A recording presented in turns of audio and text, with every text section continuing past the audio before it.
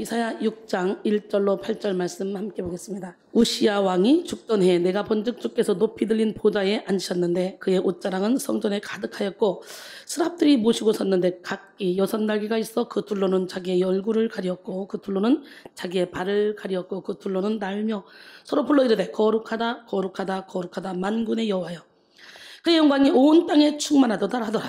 이같이 화답하는 자의 소리로 말미암아 문지방의 터가 요동하며 성전의 연기가 충만한지라. 그때 내가 말하되 화로다 나여 망하게 되었도다. 나는 입술이 부정한 사람이요 나는 입술이 부정한 백성 중에 거주하면서 만군의 여호와이신 왕을 배웠음이로다 하였더라.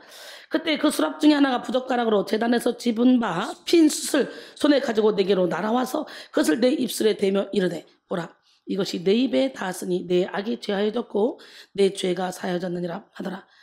내가 또 주의 목소리를 들으니 주께서 이르시되 내가 누구를 보내며 누가 우리를 위하여 갈꼬 하시니 그때 내가 이르되 내가 여기 있나이다 나를 보내소서. 사명으로 빚어지는 상처. 독약보다 치명적인 것은 사랑하는 사람으로부터 받은 상처입니다. 사람들은 자기와 관계없는 사람들의 강한 폭언보다 자기가 믿고 사랑하는 사람이 무심결에 내뱉은 그 말 한마디에 더 큰 상처를 받고 아파합니다. 그래서요 자녀를 가장 사랑하는 존재도 부모고 자녀에게 가장 큰 상처를 주는 사람도 부모입니다.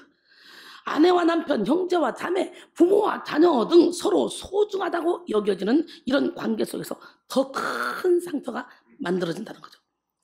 그래서 부모에게 충분한 사랑을 받았다고 말하는 사람도 없고 또 충만하고 변함없는 사랑을 이어가고 있다고 그렇게 말하는 부부도 거의 찾아보기가 힘들죠.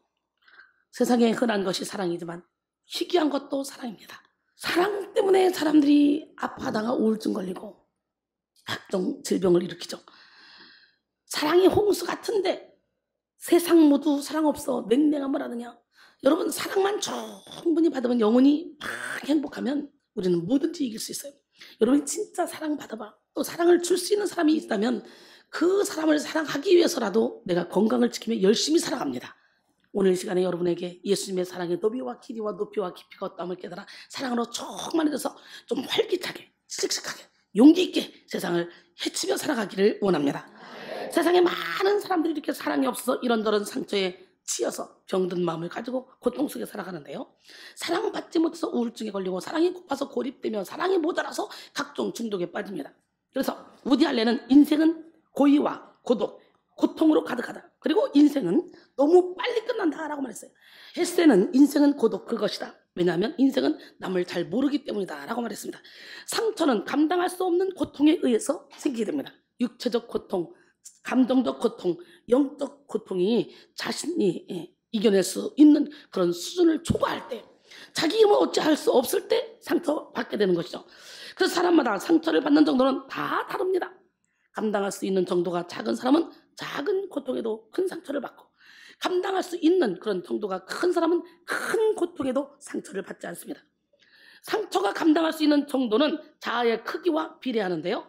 자아를 깨뜨리면 깨뜨릴수록 상처를 받지 않는 삶을 살게 됩니다.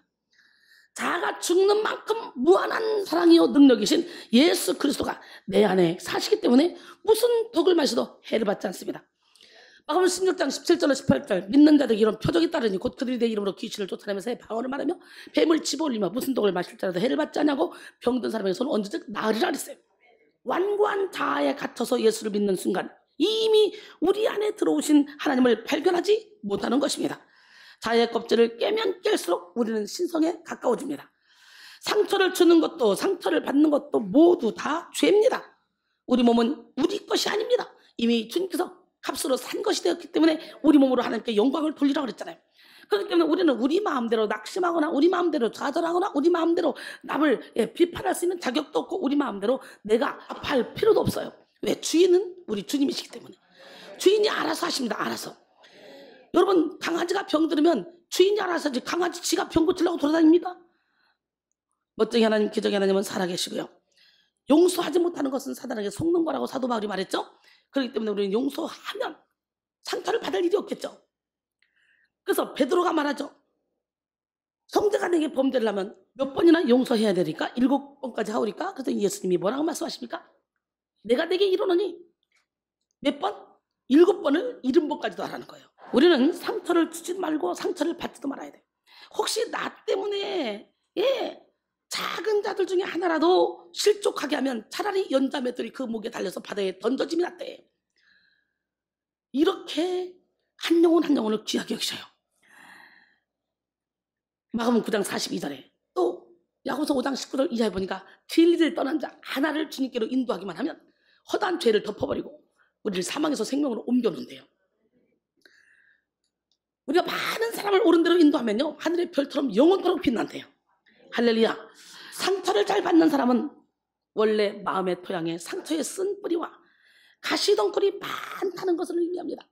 상처가 없으면 아무리 빡빡 떼타올로 밀고 막 마사지를 받고 해도요 더 맨질맨질해집니다. 상처가 있으면 물만 묻어도 스치기만 해도 상처가 더 깊어지죠. 그렇기 때문에 오늘 내면이 강건해야 돼. 속사람이 새로져야 돼. 할렐루야. 각 사람이 미혹을 받는 것은 자기 욕심에 끌려 미혹됨이라는 거예요. 욕심이 잉태하지 죄를 낳고 죄가 장성하지 사망은 난다. 왜? 내 뜻대로 안 되니까. 왜 저 사람이 나를 대접해주지 않지? 그러니까 상처가 되는 거예요. 그렇기 때문에 상처를 잘 받는 사람일수록 근본 치유가 시급하다는 거지. 상처를 잘 받는 사람은 자신이 받은 상처를 곱씹고 되새기고 그것만 묵상하느라고 감정 소모를 많이 하게 됩니다. 왜 상처를 묵상합니까? 이전 것은 지나갔으니 보라 새 것이 되었다. 왜 상처를 받습니까? 내가 나를 지키려니까 상처를 받는 거야. 자기 애에 빠졌으니까 상처를 받는 거야. 자연스럽게 남이 안중에 들어오지 않게 되는 거죠. 상처를 잘 받는 사람은 자신이 주인되어 살아가는 사람, 자신이 자기를 지키려고 하는 사람, 자아가 강한 사람은 상처를 확대하고 상처를 창작합니다. 상처를 만들어내요. 그러므로 우리는 내게 고통을 가하고 있는 상처의 상당 부분은 내가 만들어낸 상처일 수 있다는 사실을 직시하게 됩니다. 이기적이고 자기 중심적인 사고는 전혀 상처받지 않아도 될 그런 상황 속에서도 상처받도록 착각을 유도합니다. 육신의 자아가 만들어낸 생각은 언제나 자신이 피해자요, 자신이 희생자인 것처럼 생각하게 만들어서 자기 죄를 보지 못하게 만듭니다. 상처를 만드는 세 가지 경우. 여러분, 좁은 마음. 무슨 마음? 마음이 좁으면요 사람을 이해하고 용납하는 마음의 용량이 부족합니다. 그래서 이해 못할 사람이 많습니다. 용납하지 못할 사람도 많습니다. 아우 난 제가 이해가 안 돼. 아우 난 제가 이해가 안 돼. 이런 사람들은 마음이 좁은 사람이야. 오늘 고린도서 6장 11절로 13절 고린도인들이여 너희를 향하여 우리의 입이 열리고 우리의 마음이 넓어졌으니 오늘 입이 열리고 마음이 넓어지길 원합니다. 너희가 우리 안에서 좁아진 것이 아니라 오직 너희 심정에서 좁아진 것이라. 오늘 여러분의 마음을 넓혀야 돼. 내가 자녀에게 말하듯 하노니 보답하는 것으로 너희도 마음을 넓히라. 할렐루야. 왕상 4장 29절에 보니까 하나님이 솔로몬에게 지혜와 총명을 심히 많이 주시고 또 넓은 마음을 주시되 바닷가에 모래같이 하시니 그랬어요. 시편 119편 32절에 보니까 주께서 마음을 넓히시면 내가 주의 계명들의 길로 달려가리이다. 여러분, 마음이 좁은 사람들은요 상대방의 작은 실수도 이해하지 못하고 상대방을 비난하고 정죄하는 경우가 많습니다. 자기 자신의 실수에 대해서는 합리화를 착하면서도 다른 사람에 대해서는 마음의 씀씀이가 인색한 것이죠. 이렇게 마음이 좁은 사람에게는 다른 사람들을 탓하는 습관이 있죠. 마음이 좁은 사람들은 자신이 당연히 책임져야 될 그런 부분도 책임을 회피하면서 다른 사람들에게 다 넘기는 습관이 있어요. 뭐든지 탓하는 습관이 있어요. 마음이 인색한 것이죠. 이렇게 우리는 마음이 인색해서 무슨 일이 벌어지면 다 내 탓으로 돌려서 주님의 사랑으로 품고 모든 걸 수용이 나가야 될 줄 믿습니다. 마음이 좁은 사람들은요 자신이 당연히 책임져야 될 그런 부분인데도 불구하고 책임을 회피하면서 다른 사람에게 다 떠넘겨요. 그래서 과다하게 다른 사람에게 비난의 화살을 쏘아댑니다. 마음이 좁은 사람은 더 넓고 더 좋은 뜻을 헤아릴 수 있는 눈이 없기 때문에 그래요. 멀리 볼 수 없기 때문에 멀리 봤을 때 손해볼 것 같은 그런 것들이 오히려 거꾸로 유익하게 보이는 거지. 왜? 눈앞에 것만 보기 때문에. 오늘 시간에는 여러분 모두가 다 마음을 활짝 넓히길 원합니다. 내 입을 크게 열라 내가 채우리라. 시편 81편 10절 말씀이에요. 그 다음에 낮은 자존감, 열등감이 커서 자존감을 가지고 있는 사람들은 다른 사람의 말이나 행동에 매우 예민하게 반응합니다. 상대방은 별 뜻 없이 한 말인데도 막 스스로 무시받고 있다는 느낌, 상대방이 자신을 미워한다는 느낌, 이걸 가지고요 막 상처를 창조해냅니다. 이 안에서. 또 어떤 때는 다른 사람들의 의미 없는 행동이나 사소한 실수조차도 자기를 겨냥한 것으로 오해해서 상처를 만들어냅니다. 이렇게 상대방은 별 뜻 없이 한 말인데도 스스로 무시받았다고 느끼게 만들어요, 사탄마귀가. 또 어떤 때는 다른 사람들의 의미 없는 행동이나 사소한 실수조차도 다 자기를 겨냥했다고 오해합니다. 그 상처를 만들어내요. 이런 낮은 자존감을 가진 사람들은 비교의식이 강하고 질투심이 많습니다. 언제나 습관적으로 다른 사람과 자신을 비교하고 자신의 열등함을 확대 해석해서 상처를 만들어내고 질투함으로 분노를 치웁니다. 낮은 자존감을 가진 사람이 역설적으로 잘못된 자기 애에 대해서 말하고 있는 거예요. 오히려 자기를 학대하는 것 같은데 자기를 너무너무 사랑해. 잘못된 자기 애. 그 다음에 욕심입니다. 욕심이 많은 사람들은 사람이나 환경이 기대하는 만큼 따라오지 못하면 분노하고 정죄하고 스트레스를 받죠. 뿐만 아니라 조금이라도 자신이 손해를 봤다고 생각되면 누군가가 자신에게 상처를 주었다고 단정해버립니다. 욕심이 큰 사람들은 만족할 줄 몰라서 불평하고 원망하고 상처를 키워냅니다. 지금까지 받은 상처를 역전시켜서 사명이 되게 해야 돼요. 상처를 방치하면 인생을 가로막고 성장을 제지하며 더 큰 상처를 불러들여서 결국은 파멸을 자초하게 만듭니다. 상처 위에 하나님의 사랑이 임해봐요. 그러면 상처는 꽃이 되고 상처는 별이 됩니다. 그러므로 지금까지 많은 상처를 받으며 상처 속에 파묻혀 살아왔다 할지라도 실망하거나 낙심하지 마십시오. 오히려 그 상처를 통해 하나님의 뜻을 이루고 위대한 인생을 창조하시기 바랍니다. 다윗이 환난당한 자, 빚진 자, 원통한 자들이 모인 아둘람 공동체를 통해 이슬람 왕국을 일으켰듯이 하나님은 미련한 자, 선한 자, 멸시받는 자, 없는 자를 통해 주님의 나라를 세우십니다. 고린도전서 1장 25절 29절 보니까 하나님의 어리석음이 사람보다 지혜롭고 하나님의 약하심이 사람보다 강하니라. 형제다 너희를 부르심을 보라. 육체를 따라 지혜로운 자가 많지 아니하며 능한 자가 많지 아니하며 문벌 좋은 자가 많지 아니하도다. 그러나 하나님께서 세상에 미련한 것들을 택하사 지혜인 자들을 부끄럽게 하려 하시고 세상에 약한 것들을 택하사 강한 것들을 부끄럽게 하려 하시며 하나님께서 세상에 전한 것들과 멸시받는 것들과 없는 것들을 택하사 있는 것들을 폐하려 하시나니 이는 아무 육체도 하나님 앞에서 자랑하지 못하게 하려 함이라. 우리는 우리의 상처를 그리스도의 보혈로 빚어서 사명이 되게 해야 돼요. 없어서 주의 일을 못하는 삶이 아니라 없으니까 성령으로 주의 일을 해야 되고 부족해서 주의 일을 못하는 삶이 아니라 부족하니까 성령의 힘으로 사명을 감당해야 됩니다.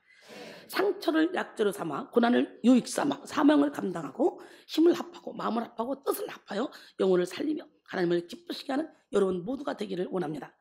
상처를 받은 사람의 반응에는 두 가지가 있죠.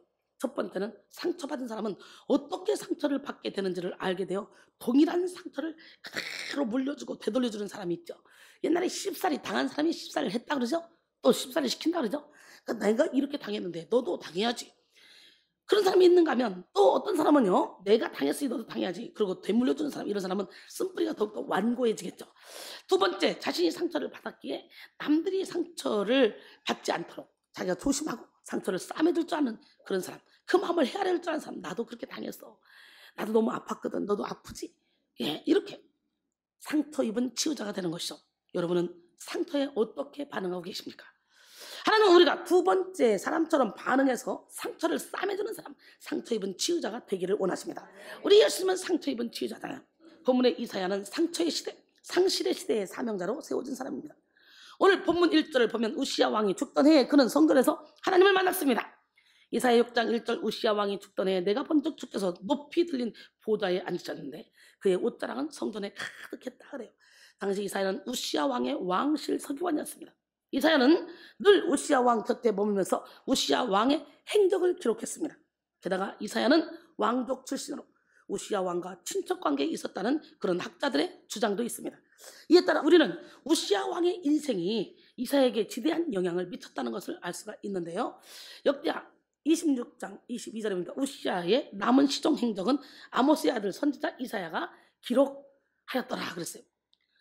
우시야의 이름의 뜻은 하나님은 나의 힘입니다. 우시야 왕은 정말 하나님을 의지해서 탁월한 정치를 했습니다. 그는 16살에 왕이 되어 52년이나 나라를 통치하며 유다를 아주 강력한 나라로 만들었습니다. 그는 예루살렘 성을 견고히 하였습니다. 군사 조직을 체계적으로 만들어가지고 하나냐 장군을 중심으로 2600명의 각 족장 지휘관과 그 아래 30만 7,500명을 두었으며 병사 몇 명 뒀어? 30만 7,500명을 두었으며 방패, 창, 투구, 갑옷, 활과 물맷돌 등등 당시로서는 강력한 그런 무기를 가지고 있었습니다. 뿐만 아니라 무기를 연구하는 연구소도 만들어서 신무기 연구 개발에도 아주 앞장섰습니다. 이런 힘을 바탕으로 블레셋 땅을 점령하여 영토를 확장했고 암몬 사람들로부터는 조공을 받았어요. 그의 영향력은 아주 애굽의 변방까지 이르렀습니다. 그는 정치적으로 군사적으로 아주 강한 유다 왕국을 건설했습니다. 그리고 백성들의 복지에도 관심을 가져서 경제 발전에도 아주 큰 지대한 영향력을 미쳤습니다. 광야에 망대를 세우고 우물을 팠으며 고원과 평지에 가축을 많이 기르고 산과 들을 농토로 만들었고, 그리고 경영 관리 체제를 효과적으로 움직이게 했습니다. 우시아는 참으로 신앙적으로 정치적으로 아주 탁월한 왕이었습니다. 그런 우시아 왕을 보면서 이스라엘을 비롯한 온 이스라엘 국민들이 안정감을 느끼고 기대감을 키웠을 것입니다. 그런데 아쉽다, 그죠? 안타깝게도 우시아 왕은 말년에 교만해져서 타락하고 말았어요. 우시아 왕의 교만은 제사장만 할 수 있는 분향을 하게 만들었고, 이로 인해서 그는 나병에 걸려 죽어버렸어요. 역대하 26장 16절로 19절 보니까 그가 강성하여짐에 그의 마음이 교만하여, 이것이 문제입니다. 솔로몬도 처음에는 겸손해서 그냥 전무후무한 축복을 받았잖아요. 교만하면 안 돼요. 교만은 패망의 선봉이요, 거만한 마음은 넘어짐의 앞잡이야. 교만하여 악을 행하여 그의 하나님 여호와께 범죄하되 곧 여호와의 성전에 들어가서 향단에 분향을 한지라. 제사장 아사랴가 여호와의 용맹한 제사장 80명.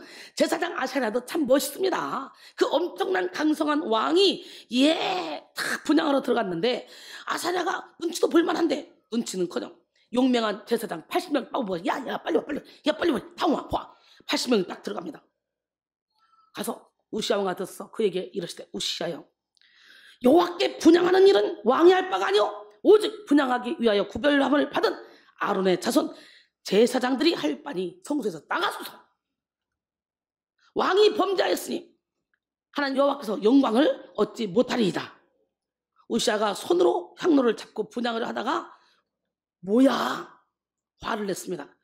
그가 제사장이 화를 낼 때에 여호와의 전 향단 곁 제사장 앞에서 그의 이마에 나병이 생기니라. 무섭죠?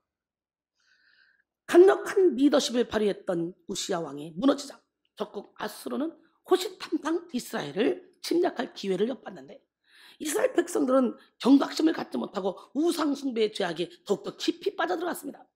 이렇게 지금 이스라엘은 믿고 의지했던 사람은 타락하여 죽고 외세의 침략 위험이 강해지며 백성의 죄악은 날로 관영해진 풍전등화의 그런 시점을 맞이했습니다.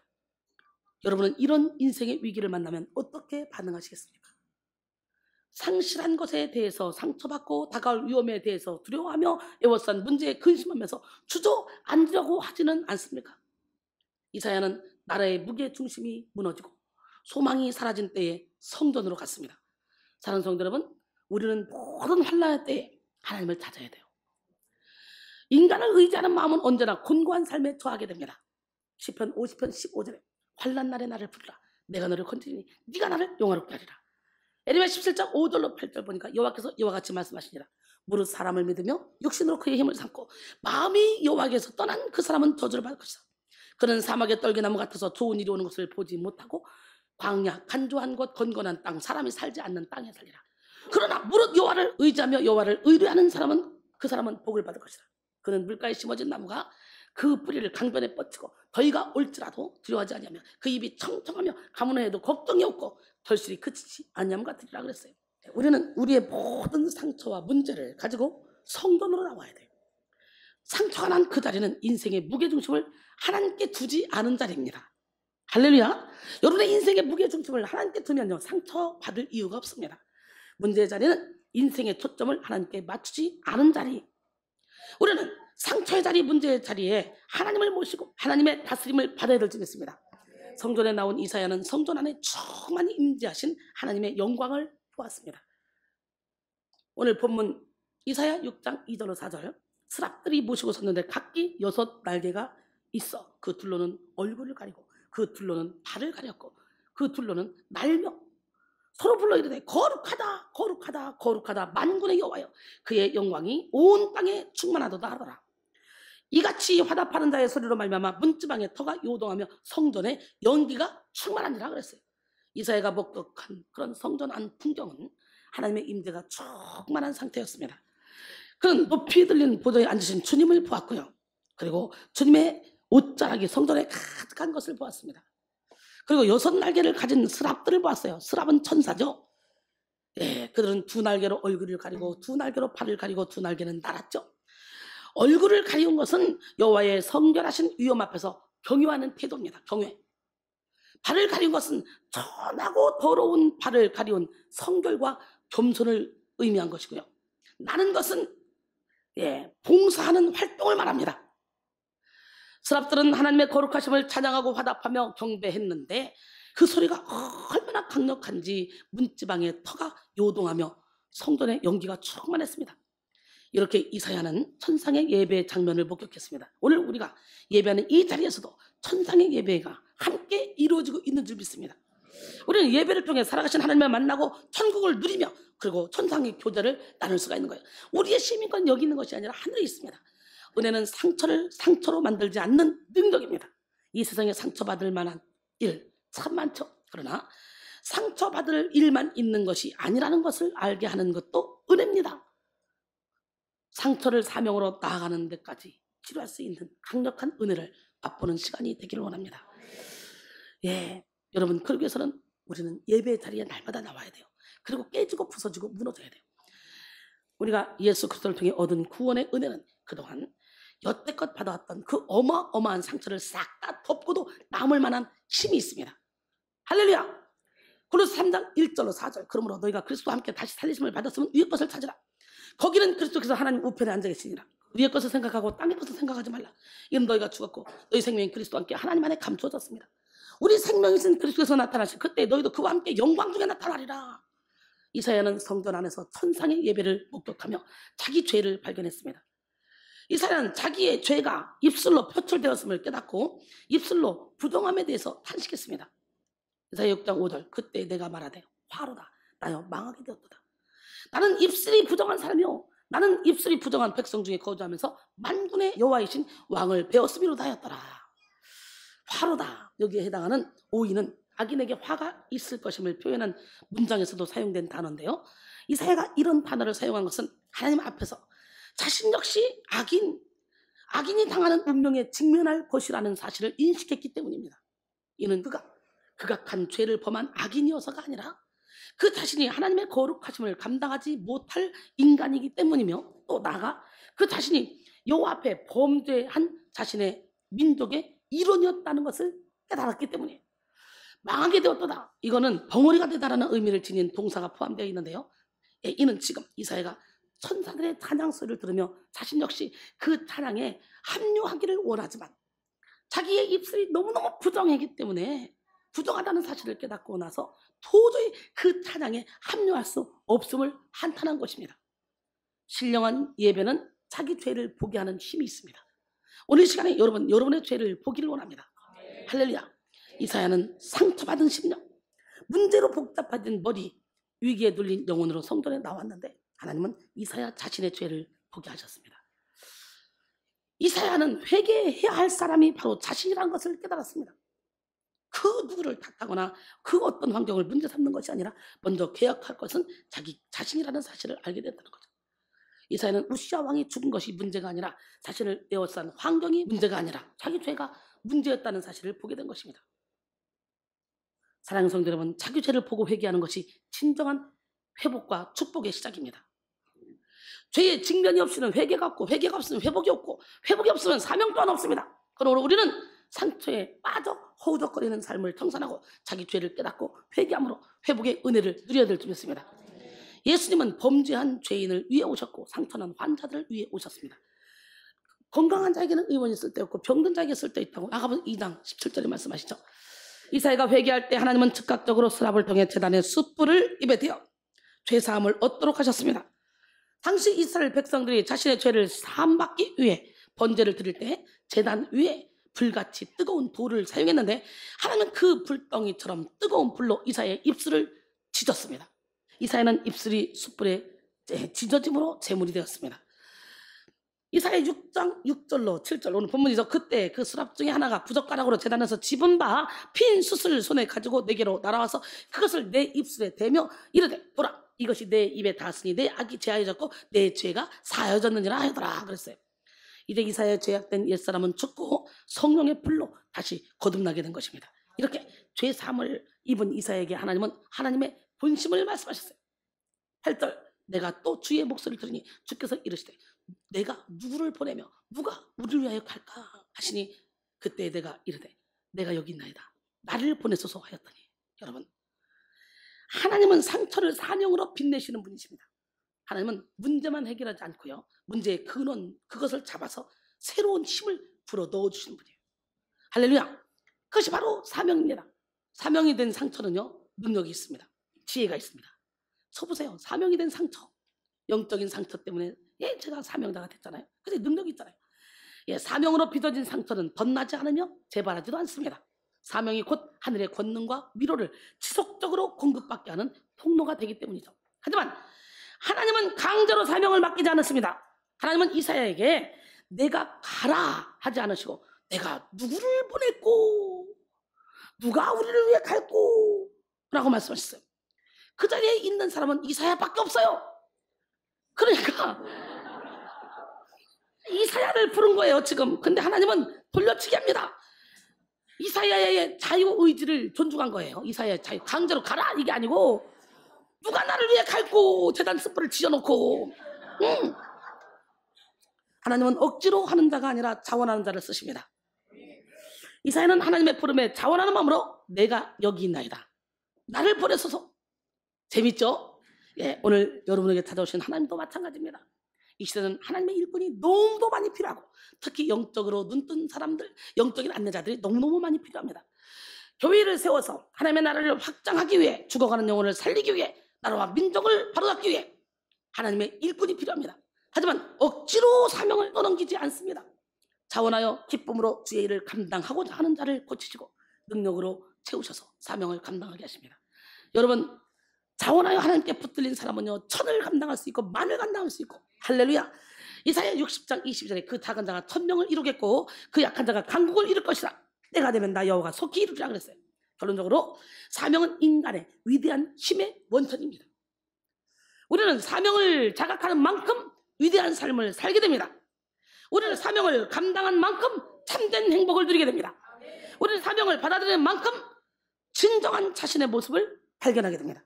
마귀는 우리의 상처를 악용하여 하나님의 일을 포기하게 만들지만 하나님은 오히려 상처를 사명으로 바꿔주시는 하나님이에요. 이 시간 여러분 모두가 제단 숯불에 의해서 모든 죄를 사함받고 모든 상처를 치료받음으로 사명을 받으시기 바랍니다.